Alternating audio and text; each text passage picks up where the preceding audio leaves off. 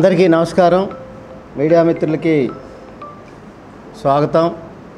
ఈరోజు రాష్ట్ర కాపు జేఏసీ పక్షాన ఈ మీడియా సమావేశాన్ని ఏర్పాటు చేశాం. అందులో రాష్ట్ర స్థాయి నాయకత్వం, ముఖ్యంగా కడప సీనియర్ జేఏసీ నాయకులు రాము గారు, ప్రకాశం జిల్లా నుంచి కొక్కిరాల సంజీవ్ గారు, రాధారంగ మిత్రమండలి నుంచి ముళ్ళపూడి నాగేశ్వరరావు గారు, రాంబాబు గారు, అదేవిధంగా చందు భావనారాయణ గారు, సీనియర్ నాయకులు తోట సాంబశివరావు గారు, అదేవిధంగా భాస్కర్ గారు, విజయ్ గారు, ప్రైవేట్ సెక్యూరిటీ సంఘం అధ్యక్షులు నవీన్ గారు, సుమన్ గారు, ఆటో నగర్స్ అధ్యక్షులు బాబ్జీ గారు, ఐకాన్ సంస్థల అధినేత రాష్ట్ర కాపు జేఏసీ సీనియర్ నాయకులు రాజేంద్ర గారు, అదేవిధంగా సుంకర సాంబశివరావు గారు, తోట సాంబశివరావు గారు, విధంగా చాలా ముఖ్యమైన నాయకత్వం ధర్మారావు గారు, పెన్నేరు దామోదర్ గారు, కందినాయుడు గారు, అదేవిధంగా సీనియర్ నాయకులు ప్రజాకాపు నాడు అంజిబాబు గారు, లంకా రాంబాబు గారు, సాయి గారు, ప్రైవేట్ స్కూల్ సంఘం నాయకులు కుటుంబరావు గారు, ఆకుల తిరుమలరావు గారు, కాపునాడు నాయకులు జొన్న రాజేష్ గారు, వీరిశెట్టి వెంకట్ గారు, నానాజీ గారు, రాష్ట్ర నాయకత్వం పాల్గొన్న ఈ సమావేశం అందరికి కూడా ప్రత్యేక ధన్యవాదాలు. కుటుంబరావు గారికి, ఇంకా మా నాయకత్వం జొన్న రాజేష్ గారికి, అందరికి కూడా. ఈ సమావేశంలో శ్రీకృష్ణదేవరాయ ఉద్యోగ జేఏసీ సంఘం కన్వీనర్ సోమరౌతు రామకృష్ణ గారు సెలవులు పూర్తయిపోయి ఈరోజు వర్కింగ్ డే కాబట్టి ఈ సమావేశానికి రాలేకపోయారు. వారికి ప్రత్యేక ధన్యవాదాలు తెలుపుతా ఉన్నాను. ఈ మధ్యకాలంలో మనం చూసాం, రాష్ట్ర ప్రభుత్వం దొమ్మర సోదరులని గౌరవించాలి అనే నేపథ్యంలో ఒక జీవో నెంబర్ 5 పేరు మీద ఒక జీవోని విడుదల చేయటం జరిగింది. గిరి బలిజ నామకరణం చేస్తూ దొమ్మర్లను గిరి బలిజగా మారుస్తూ ఒక జీవో వచ్చింది. 14/8/25 ఈ సంవత్సరంలో 14వ తారీఖున 8వ నెలలో ఈ జీవో రావటం జరిగింది. ఈ జీవో ప్రధాన ఉద్దేశం సమాజంలో దొమ్మర సామాజిక వర్గాన్ని గౌరవించాలి. ఆ గౌరవించే నేపథ్యంలో వారికి గిరి బలిజగా నామకరణం చేస్తూ జీవో నెంబర్ 5 ఇవ్వటం జరిగింది. ఈ నేపథ్యంలో రాష్ట్రంలో, అదేవిధంగా ముఖ్యంగా రాయలసీమ ప్రాంతంలో బలిజ సామాజిక వర్గంగా ఉన్న మేము దీన్ని రాష్ట్ర ప్రభుత్వం తీసుకున్న వైఖరిని వ్యతిరేకించడం జరిగింది. దొమ్మర్లను గౌరవించే ప్రక్రియలో భాగంగా గిరి బలిజ నామకరణం చేయటంతో బలిజ వర్గాలు మనోభావాలు బాధింపబడతా ఉన్నాయి. రాష్ట్ర ప్రభుత్వంగా అందరి పెద్దగా మీరు ఆలోచించాలి అనుకున్న నేపథ్యంలో రాష్ట్ర ప్రభుత్వం మా మనోవేదనని, మా బాధని గుర్తించి జీవో నెంబర్ 5 మీద స్టేటస్ కో విధిస్తూ జీవో నెంబర్ 7 విడుదల చేయటం జరిగింది. గిరి బలిజ పేరు మీద వచ్చిన జీవో నెంబర్ 5 మీద స్టేటస్ కో ఇచ్చిన సందర్భంగా కూటమి ప్రభుత్వానికి, ముఖ్యంగా ముఖ్యమంత్రి చంద్రబాబు నాయుడు గారు, ఉప ముఖ్యమంత్రి పవన్ కళ్యాణ్ గారు, టీడీపీ అగ్రనాయకులు మంత్రివర్యులు నారా లోకేష్ గారికి, మంత్రివర్యులు సవిత గారికి, బీసీ వెల్ఫేర్ కార్యదర్శి ఐఏఎస్ గారు సత్యనారాయణ గారికి ఈ ప్రక్రియను కాపు వర్గ బలిజ వర్గ సమస్యలకు సంబంధించిన అంశంలో బాధింపబడుతున్నామనుకున్న నేపథ్యంలో చేసిన ఆందోళన గుర్తించిన పార్లమెంట్ సభ్యులు, తెలుగుదేశం పార్టీ రాజ్యసభ సభ్యులు సానా సతీష్ గారు దీనికి సంబంధించిన అంశంలో జీవో మీద స్టేటస్ కో ఇప్పించేందుకు రాష్ట్ర ప్రభుత్వ పెద్దలతో, కూటమి పెద్దలతో, ముఖ్యంగా ముఖ్యమంత్రి చంద్రబాబు నాయుడు గారితో కానీ, లోకేష్ గారి దృష్టిలో కానీ తీసుకెళ్ళి మేము అడిగిన నేపథ్యంలో వారు తెలుగుదేశం పార్టీ పార్లమెంటు సభ్యులుగా లేఖ ఇచ్చి తద్వారా స్టేటస్కో వచ్చే విధంగా సహకరించిన పెద్దలు రాజ్యసభ సభ్యులు సానా సతీష్ గారికి ప్రత్యేక ధన్యవాదాలు తెలుపుతా ఉన్నాను. ప్రధానంగా రాష్ట్ర కాపు జేఏసీ పక్షాన కూటమి ప్రభుత్వానికి, కూటమి ప్రభుత్వ పెద్దలకి, అదేవిధంగా సహకరించిన ప్రభుత్వ యంత్రాంగానికి రాష్ట్ర కాపు జేఏసీ పక్షాన ప్రత్యేక ధన్యవాదాలు తెలుపుతూ జీవో నెంబర్ 5 గిరి బలిజ పేరు మీద వచ్చిన జీవో నెంబర్ 5ని స్టేటస్కో ఇస్తూ జీవో నెంబర్ 7ను స్వాగతిస్తూ రాష్ట్ర ప్రభుత్వానికి రాష్ట్ర కాపు జేఏసీ పక్షాన, రాయలసీమ ప్రాంతంలో ఉన్న బలిజ సంఘాల పక్షాన, రాష్ట్ర స్థాయి కాపు సంఘాల పక్షాన ప్రత్యేక ధన్యవాదాలు తెలుపుతా ఉన్నాను. అయితే మా సామాజిక వర్గం కానీ, మా కుటుంబ సభ్యులు కానీ రాష్ట్ర ప్రభుత్వం స్టేటస్కో ఇచ్చింది పూర్తిగా తొలగిస్తే బాగుంటుంది అనే ప్రధానమైన డిమాండు తెర మీదకు వచ్చింది. ఏదైతే గిరి బలిజ పేరు మీద ఇచ్చిన 5 జీవోని స్టేటస్కో ఇస్తూ జీవో నెంబర్ 7 ఇచ్చారో అదే పరిస్థితుల్లో దొమ్మర్లకు ప్రత్యేక జీవో ఇచ్చి వారికి ఒక నామకరణం చేసినట్లయితే పూర్తి స్థాయిలో ఈ వివాదం సద్దుమణుగుతుంది. వారికి త్వరితగతిన ఒక నామకరణం చేయాలని, అదేవిధంగా జీవో నెంబర్ 5 పేరు మీద వచ్చిన గిరి బలిజ నామకరణం మీద స్టేటస్కో ఉన్న పూర్తి స్థాయిలో రద్దు చేయాలనే ప్రధానమైన డిమాండ్ని మీ ముందుకు తెస్తూ రాష్ట్ర ప్రభుత్వానికి, కూటమి ప్రభుత్వ పెద్దలకి, అదేవిధంగా ప్రభుత్వ యంత్రాంగానికి సవివరంగా విన్నవించుకుంటా ఉన్నాము. ఈ ప్రక్రియలో భాగంగా జీవో నెంబర్ 5ని రద్దు చేయాలనుకున్న నేపథ్యంలో రాష్ట్ర కాపు జేఏసీ, అదేవిధంగా ఇతర సంఘ పెద్దలు చేసిన ఉద్యమంలో భాగంగా రాయలసీమ ప్రాంతంలో పెద్ద ఎత్తున ఆందోళన కొనసాగాయి. వారికి మద్దతుగా ఇతర జిల్లాల్లో అనేక ప్రకటనలు కానీ, సంఘాలు ముందుకు రావటం కానీ, ఉద్యమాలు చేయటం కానీ జరిగింది. ఈ ఉద్యమంలో పాల్గొన్న ప్రతి ఒక్క నాయకత్వానికి ప్రత్యేక ధన్యవాదాలు తెలుపుతా ఉన్నాను. ప్రధానంగా రాయలసీమ ప్రాంతంలో కర్నూలులో ప్రారంభమైన ఈ ఉద్యమం కర్నూలు వేదికగా అజ్జా రామకృష్ణ గారు, అదేవిధంగా వారికి అనుబంధ సంఘ విభాగాల నాయకత్వం అంతా కూడా ఈ ఉద్యమంలో ప్రధాన భూమిక వహించి పాల్గొనడం జరిగింది. కడప జిల్లా నుంచి సంతం రాము గారు, అదేవిధంగా ఇతర సంఘ నేతలు మురళీ గారు కానీ, ఇతర సంఘ నాయకులు కానీ పెద్ద ఎత్తున సమావేశాలు నిర్వహించటం, దీనికి సంబంధించిన ఆందోళనలో ముందుకు పోయిన నేపథ్యం ఉంది.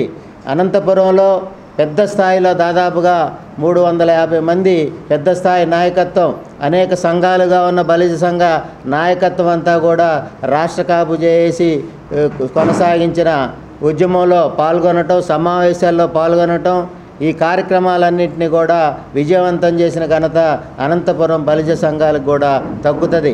అదేవిధంగా నంద్యాలలో కొనసాగిన ఉద్యమం పుట్టపర్తి సత్సాయి జిల్లాలో సోదరులు హరిరాయల్ గారి నాయకత్వంలో గోరంట ఈ ప్రాంతాలన్నీ కూడా కొనసాగాయి. అదేవిధంగా ఏదైతే గిరి బలిజ పేరు మీద వచ్చిన జీవో పట్ల బలిజ కుటుంబ సభ్యులు, కాపు వర్గాలు అవమానించబడ్డాయో దీనికి అనుబంధంగా కర్ణాటక, తమిళనాడు, మహారాష్ట్ర, ఒరిస్సా, అదేవిధంగా తెలంగాణ రాష్ట్రాల్లో కూడా పెద్ద ఎత్తున మద్దతు లభించింది. పూర్తిగా ఏదైతే కాపు బలిజ వర్గాలలోకి ఇతర సామాజిక వర్గాలను తీసుకురావటం, దాన్ని ప్రధానంగా బలిజ కాపు వర్గాలు అవమానకరంగా బాధించాయి, అవమానకరంగా ఫీల్ అయ్యాయి. మా యొక్క భావనల్ని, మా యొక్క మనోవేదనల్ని రాష్ట్ర ప్రభుత్వం గుర్తించింది. ముఖ్యమంత్రి చంద్రబాబు నాయుడు గారికి, లోకేష్ గారికి, పవన్ కళ్యాణ్ గారికి, సానా సతీష్ గారికి ప్రత్యేక ధన్యవాదాలు తెలుపుతా ఉన్నాను. అదేవిధంగా ఈ ప్రక్రియలో, ముందుకెళ్లే ప్రక్రియలో సమాలోచనలు జరిపిన ఉన్నతాధికారుల బృందం ఉంది. దీనికి సంబంధించి తమిళనాడు మాజీ చీఫ్ సెక్రటరీ రామ్మోహన్ అన్న గారు కానీ, కేఎన్ కుమార్ గారు కానీ, ప్రధానంగా రాష్ట్ర కాపు జేఏసీ ముఖ్య నేత మంగబాబు గారు సానా సతీష్ గారితో, అదేవిధంగా ప్రభుత్వ యంత్రాంగంతో కూడా కోఆర్డినేషన్ చేయటం జరిగింది. వీరందరికీ ప్రత్యేక ధన్యవాదాలు తెలుపుతా ఉన్నాను. ఐకాన్ యొక్క సంస్థ కోఆర్డినేషన్ యొక్క నాయకుడు మెండు చక్రపాణి గారికి కూడా ప్రత్యేక ధన్యవాదాలు తెలుపుతా ఉన్నాను. వివిధ సంఘాలు ఐక్యతతో జేఏసీ జరిపిన ఉద్యమంలో ప్రధానంగా అందరూ సహకరించి ముందుకెళ్ళిన నేపథ్యంలో మన యొక్క మనోవేదన రాష్ట్ర ప్రభుత్వం, అదేవిధంగా పెద్దలు, రాష్ట్ర ప్రభుత్వ యంత్రాంగం గుర్తించినందుకు ప్రత్యేక ధన్యవాదాలు తెలుపుతా ఉన్నాను. అయితే రాష్ట్రంలో చాలామంది అయ్యా ఏదైతే రైల్వేకి సంబంధించిన సంఘటనలో వచ్చిన జీవో కానీ, గిరి బలిజ పేరు మీద వచ్చిన జీవో కానీ, ఇదంతా కూడా బలిజ కాపు వర్గాలకి సహకరించడానికి వచ్చిన జీవోలు కావు. ఇది అసలు ఈ రెండు అంశాలు బలిజ కాపు వర్గాల యొక్క డిమాండ్లో లేవు. దీనివల్ల కాపు వర్గాలకు జరిగిన లాభమేమీ లేదు. ఏదైతే తెర మీదకి వచ్చిందో కాపు వర్గాలు నష్టపోయే విధంగా ప్రత్యేక జీవోలు వచ్చినాయో అవి నష్టపోయే విధంగా వచ్చినాయి. కానీ దశాబ్దాల కాలంగా కాపు బలిజ వర్గాల సమస్యలు అలాగే ఉన్నవి. పెద్దలు ముఖ్యమంత్రి చంద్రబాబు నాయుడు గారు కానీ, లోకేష్ గారు కానీ, పవన్ కళ్యాణ్ గారు కానీ సమస్యల మీద దృష్టి పెట్టాలి. కొత్తగా సమస్యల్ని సృష్టించేది కాదు. సమస్యల్ని సృష్టించి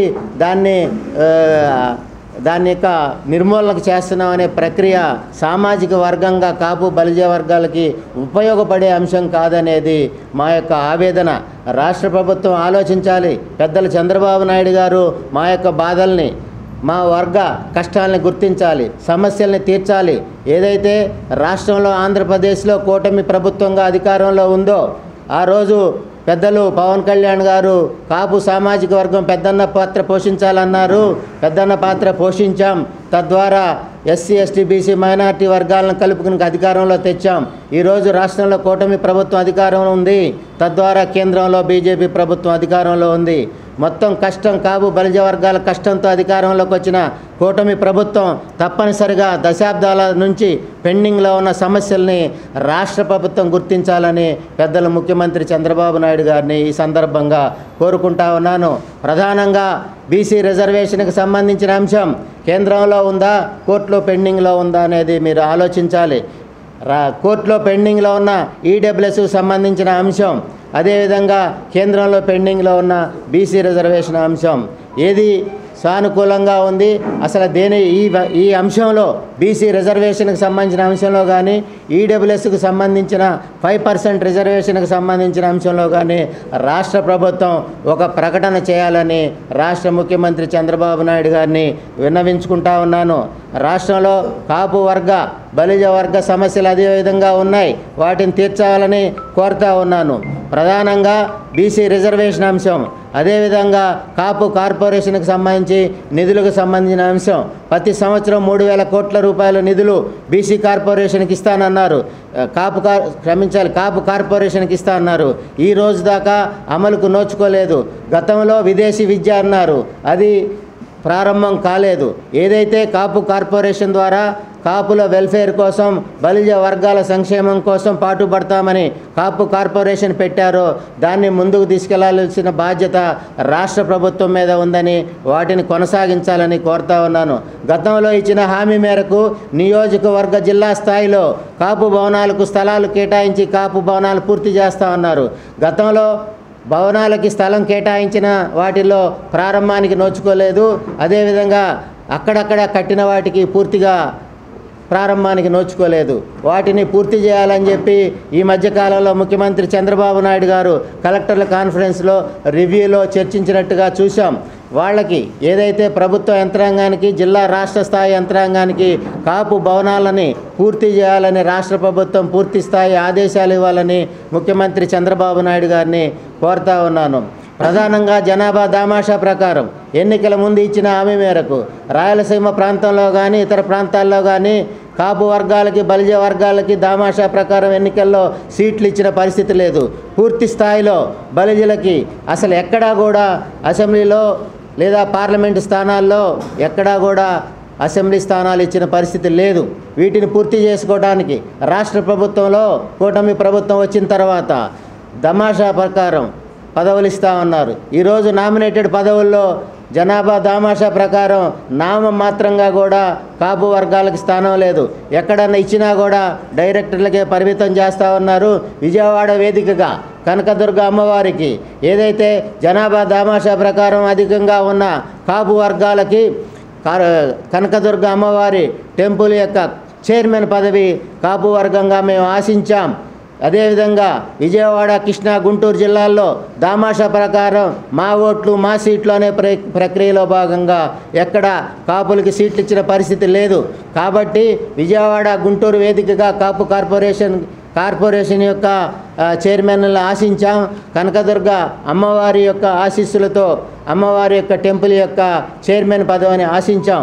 దీనికి జనసేన నాయకుడు బాడిద శంకర్ గారికి వస్తుందనే ఆలోచన కాపు వర్గం చేసింది, రాలేదు. దీని మీద తీవ్రంగా కులానికి బాధించిన నేపథ్యం ఉంది. ఈ నేపథ్యంలో రాష్ట్రంలో బలిజ కాపు వర్గాల యొక్క సమస్యల్ని పూర్తి స్థాయిలో తీర్చాలని జనాభా దామాషా ప్రకారం కూటమి ప్రభుత్వం అధికారంలో ఉంది.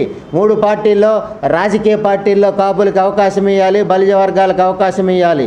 నామినేటెడ్ పదవుల్లో అవకాశం ఇవ్వాల ఆవశ్యకత తప్పనిసరిగా కూటమి ప్రభుత్వానికి ఉంది. నామినేటెడ్ పదవుల్లో ఇప్పటికీ ఉన్న వాటిల్లో అవకాశం ఇవ్వాలని, కార్పొరేషన్ చైర్మన్లుగా ఎక్కువ స్థానాలు అవకాశం ఇవ్వాలని రాష్ట్ర ప్రభుత్వాన్ని అదేవిధంగా కూటమి ప్రభుత్వాన్ని కోరుతా ఉన్నాను.